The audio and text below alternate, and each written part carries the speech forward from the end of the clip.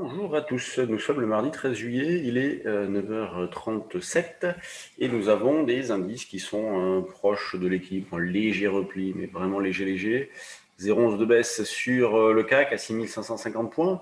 Et la question qu'on se pose tous désormais, vendredi, 9e échéance consécutive de hausse ou pas? Puisque la compensation de juin, c'était 6583, environ 13 points d'écart entre le futur juin et juillet. Donc, au-dessus de 6570, nouveau record. Sinon, eh bien, on resterait à 8 compensations consécutives de hausse. C'est quand même sacrément incroyable, hein, avec donc un marché qui est reparti, qui a déjà effacé la baisse de la semaine dernière. Baisse facilitée par un marché qui n'est pas vulnérable. C'est ce que l'on dit depuis longtemps déjà. Et c'est pour ça que nous, en bas, eh bien, on maintenait notre avis positif pour la suite, même si c'est vrai qu'on s'attendait davantage, et on s'attend toujours davantage à une phase un petit peu plus neutre, un peu moins directionnelle. Pour l'instant, il est quand même directionnel ce marché-là. Et puis à l'approche des 6580, on arrive un petit peu au bout du bout. Soit le marché reste en dessous et valide ce scénario d'une dérive latérale entre des bornes un petit peu larges, soit il franchit et il en remet une couche, il réimpulse à la hausse. Donc on va surveiller cette zone 6580 de près. En tout cas, nous, on continue de travailler principalement à l'achat. D'ailleurs, ce matin, on a pu le faire sur 45 notamment, sur la stabilisation. Au départ, on proposait à niveau écran en dessous, mais comme le marché a stabilisé, on a pu payer. Hier, en direct, j'avais acheté à 6495.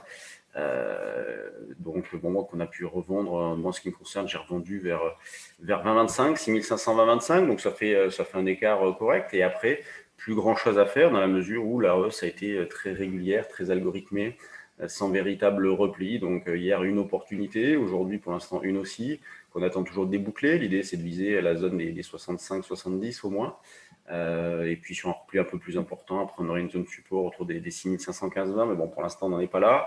Le DAX lui est revenu sur ses plus hauts historiques, autour des 15 800 points. Pareil, un DAX qui reste extrêmement ferme.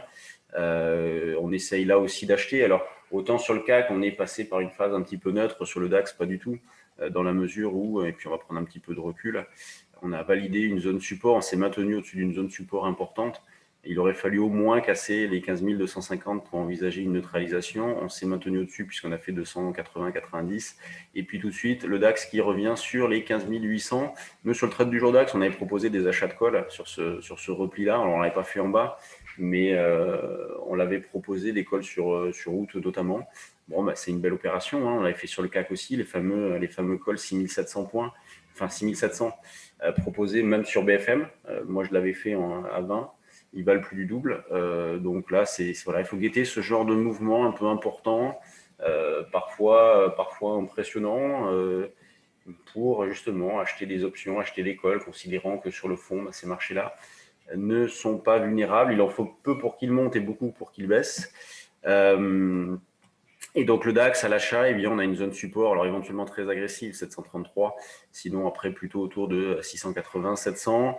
L'eurodoll RS, il reste faible, on cherche à vendre et la zone de vente, c'est un 18, 80, 90. Passons du côté des actions. Je change d'espace de travail.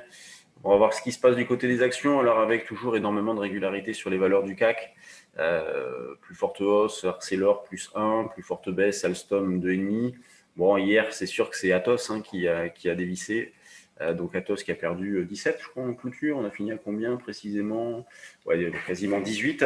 Donc 18 de baisse sur Atos, qui revient sur une zone support. Il faut quand même avoir du courage. Mais on est sur un niveau support. Donc, faut pas se tromper sur les actions. On le voit encore ce matin.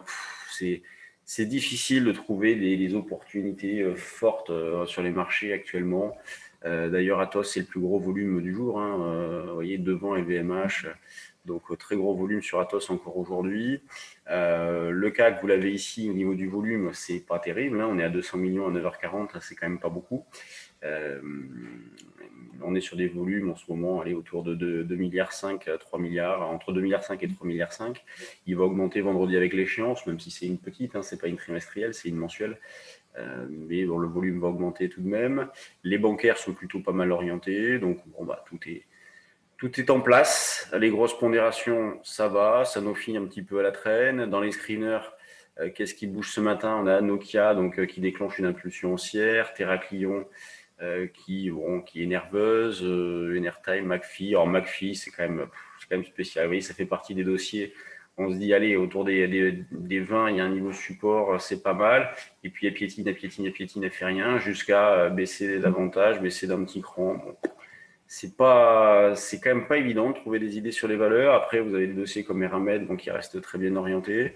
Bon, il n'y a pas de changement au niveau du contexte. Des grosses capis qui sont recherchées, des mid et small qui sont délaissés et des indices qui se comportent bien avec des probabilités de poursuivre qui sont supérieures. Donc, on continue d'acheter sur des replis. Voilà ce qu'il y avait à dire pour la séance du jour. Bon, je vous laisse.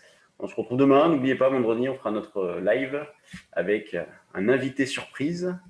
Je vous en dis pas plus. Et sur ce, je vous souhaite une bonne séance et on se retrouve demain. Salut!